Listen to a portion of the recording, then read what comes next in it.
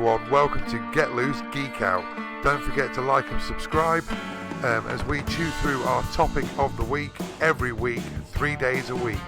So join me, James, Mike and our good friend Alan as we chew through our chosen geeky topic of the week. Don't forget also to find our main podcast, and you can see where you can find it right here.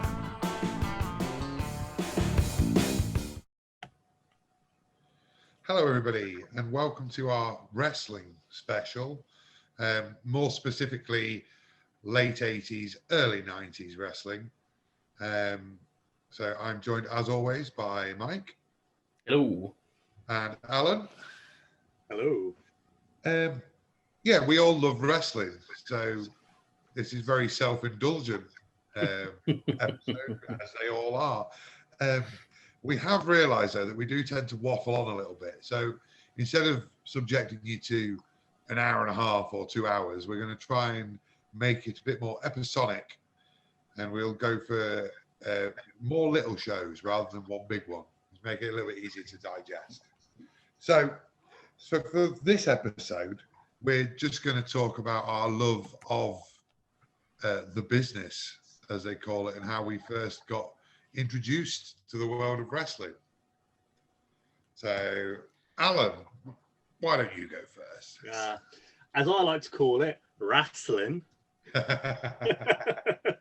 Or sports entertainment, as Vince McMahon also likes to call it. God, so really, I suppose my love of wrestling came from my dad. He used to watch WWF back in the early 80s, and I just started watching it from there, and it's just one of those things that I can't really say how I exactly got into it. I just started watching it with my dad, and like ever since then, you know, I've been watching it on and off. More recently, I think it's a struggle at the moment watching the more recent stuff. I'm definitely more into my classic wrestling than I am my current stuff. Let's not talk about current product for now. Let's leave our memories pure. But yeah, you know, lots in life characters, crazy promos. I don't think the wrestling was particularly good back in the day. Looking back at it now, but yeah, I think you're right. I think now 100% of the roster are talented wrestlers. Yeah. Whereas back in the day, probably 25% of them were talented wrestlers. Yeah, yeah. I mean, they were like, I think a lot of the wrestlers, especially the big name wrestlers back in the day, always amazing at cutting promos, things like that, talking on the mic, fantastic. Yeah, maybe not so good in the ring itself. You had your exceptions, but yeah. Not sure they were always clear on what they were saying. I mean, having gone back and listened to some of those promos, they are pure filth and a little bit homoerotic. The Ultimate Warrior promos were the ones that just made no sense whatsoever. Oh, that's because he was probably like fueled up on coke. Well, they all were, weren't they? Yeah. Allegedly.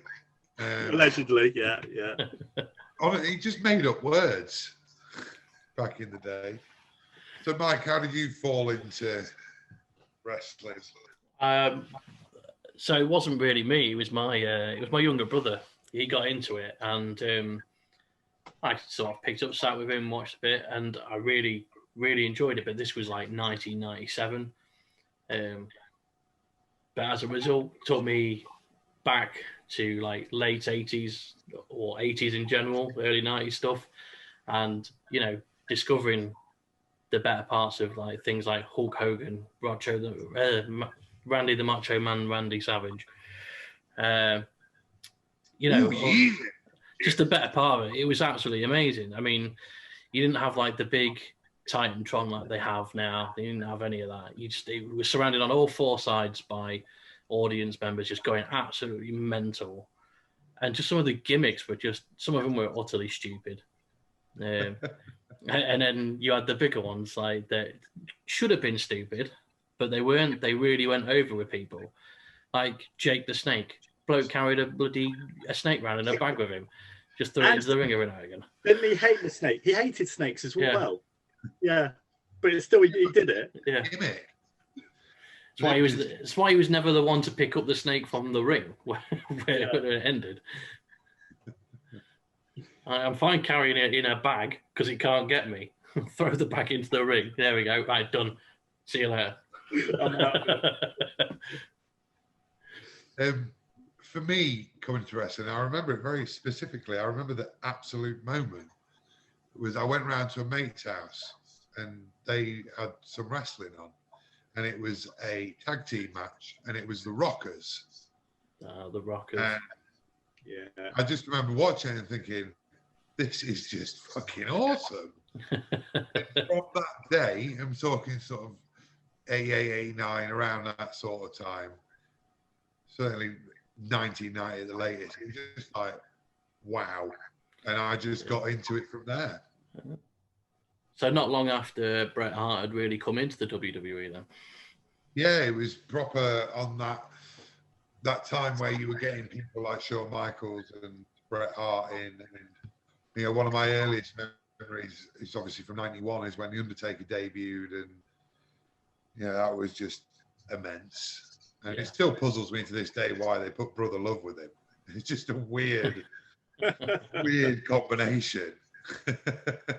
Oh, I remember that now because I used to collect. I used to have the WWF sticker book, and with the Undertaker, there was Brother Love. Crazy combo when you think about it. It doesn't make any sense. It didn't last long, but there were some baffling combinations back then, though. It was, what can we make that's going to make who can we put together that's going to make a big thing? What are those two doing together? It's ridiculous. And then they wouldn't get put over, but somehow the audience wanted more of that crap, and for like another couple of weeks, and then it would eventually fall apart. The thing is, I mean, not in this era, but sometimes random combinations turn up gold. Like when Triple H was Hunter Hearst Helmsley and him and Shawn Michaels ended up together on screen at the time, it made no sense. And then suddenly DX was born, and well, that's another show entirely. But I think my favourite one of the ones when they did put them together that did make sense was Money Inc. $1 Man and IRS. Yeah. Just the ultimate in tag team gimmicks. Just amazing. You got a fucking tax man who, just threatening people, you must pay your taxes. And yes, I'm a wrestler on the side. Amazing. And never got abused enough for wearing a tie to the ring. No. I tell you, the biggest person I really wasn't a fan of back in the day, Bob Backlund. Like one of the most, he was like one of the most prolific wrestlers they had. I just fucking hated him. He was just awful. He didn't. He came from the old era, and he was a very much almost a Hulk Hogan without the personality. Yeah, he was very much drink your milk, have your vitamins, or vitamins because we're English. He was that wholesome, all-American sort of boy who, if you train hard enough, you can do anything. And he was in it for a long time as champion, and then disappeared, and then randomly at like 45 or something came back and had this insane run. Yeah, even had a championship run though, which was ended unceremoniously by Diesel in about 25 seconds. But yeah, just a throwback to that era. In the era where people were champions for like years at a time. Yeah. Bruno Sammartino was champion for literally 7 years or something ridiculous. Yeah. Can you imagine that now? No, I think the longest run now is nearly 2 years, isn't it? Probably, isn't it? I don't count that. No, it's on and off. For me, the last true run was CM Punk. Yeah. Who had that. But again, we digress into the modern era. It was just a ridiculous time where none of it should have worked. you shouldn't have been able to have a show where a plumber would go out and have a match, or like the Brooklyn Brawler. Yeah, just basically a bum from New York with dirty clothes and torn clothes. Do you remember the Repo Man? Yeah, I love the Repo Man. I know, and such a bad. The Repo Man, right? How did he go from? Because he was obviously in Demolition. Yeah. He was Smash in Demolition, like one of the most iconic tag teams. No nonsense, you know, straight up gonna punch your teeth in. To the Repo Man. It's hilarious. Like looking back at it, I mean, back when I was a kid watching it, I was like, oh yeah, that makes sense. But looking back at it now with his like Dick Turpin mask on and tire track unitard bag, you think, what the? It's swag bag. Yeah. Yeah, but amazing. He sticks in the memory, doesn't it? It's like large character. And bloody Doink the Clown. Doink the Clown, yeah. He's a clown. Oh, he's an evil clown. Yeah, I can get on board with that. Yeah. He came in though when it was starting to get pretty dire, I think, for WWF. Yeah, well, they went in this time period. They went from the ridiculous heights of the '80s and WrestleMania starting, and you know, massive characters like Roddy Piper and Hulk Hogan and Macho Man, and then as those stars started to get older and the business started to, you know, go a bit cool, it does go in cycles, but they really struggled. But weirdly, in that time, they had some of the most talented wrestlers to ever lace up their boots come into the business. Yeah. But it was moving away from a time where you had to be 7 foot tall and 400 pounds. Yeah. So Andre the Giant. Yeah, I mean, Andre the Giant, he was a spectacle. Yeah.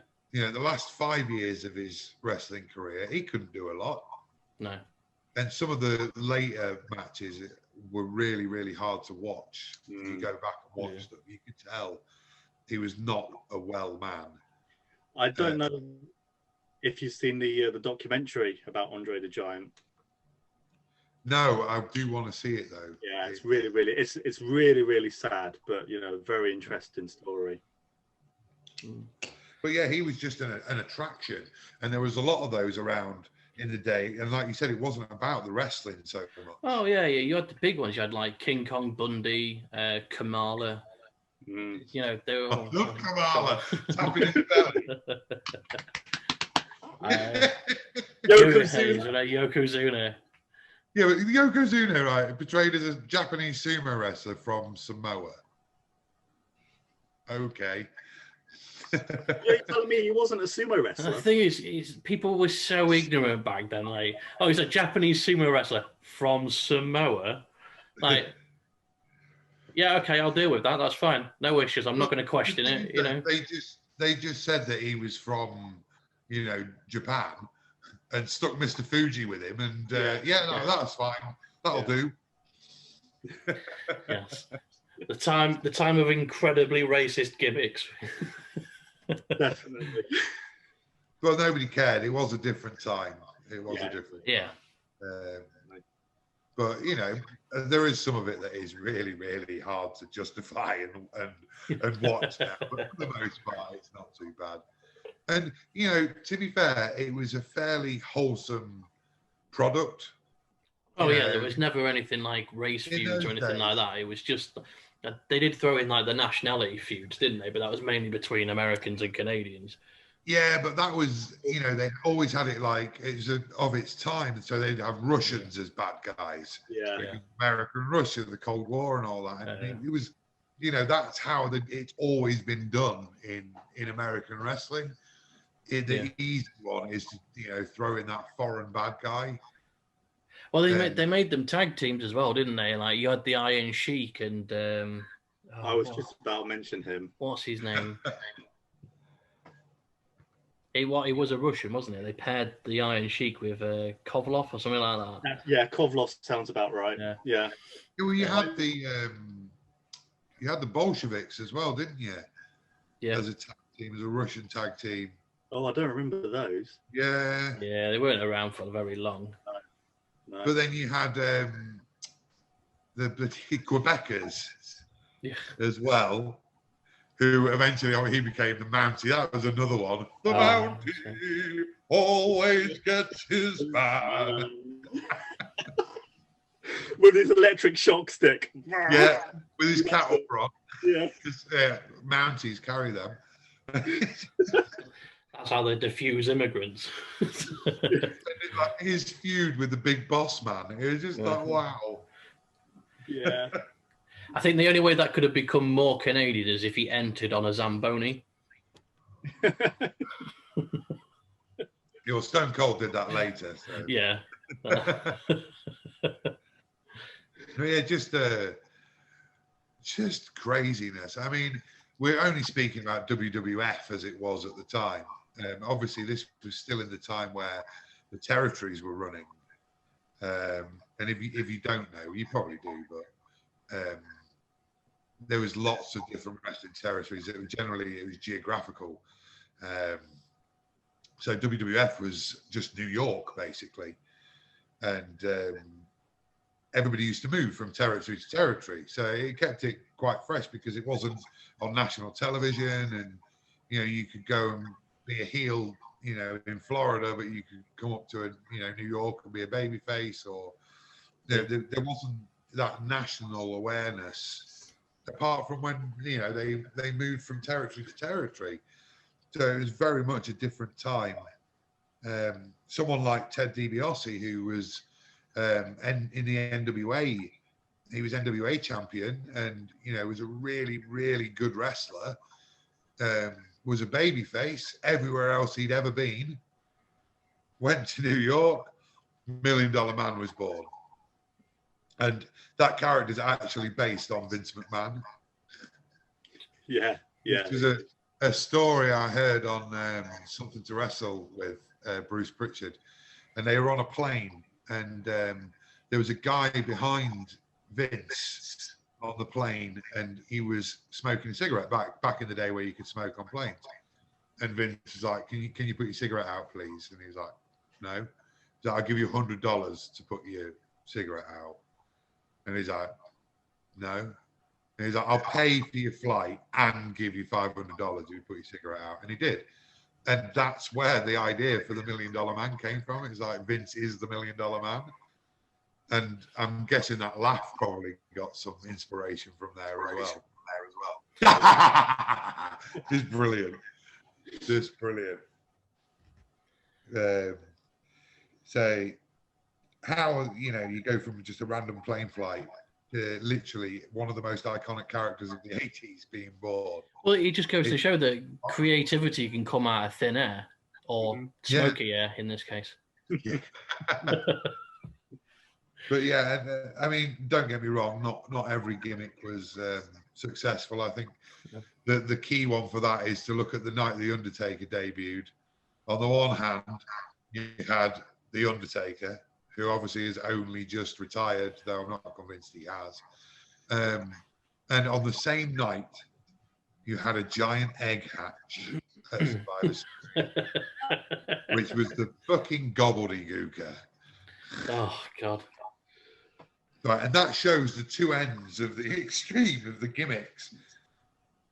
And to be fair, the Undertaker gimmick should not have worked. It definitely should not have endured. No. But that is the man behind the gimmick. That's Mark Calloway who carried that off. Yeah. And, I think when we do our top 5 in the 3rd episode of this topic, I think, it will show who we remember and who endured, and the gimmicks and everything like that. Yeah. So I think that is a pretty good introduction into our topic. Next time we are going to talk about our favourite moments from the era. So tune in next time, where we will talk about our favourite moments and see if there are anything that you remember. And if you don't, go back and find them, because there's bound to be some iconic moments. So we will see you next time. Thanks for watching. Don't forget to like and subscribe, and find the main show, Get Loose, with Mike and myself, right here.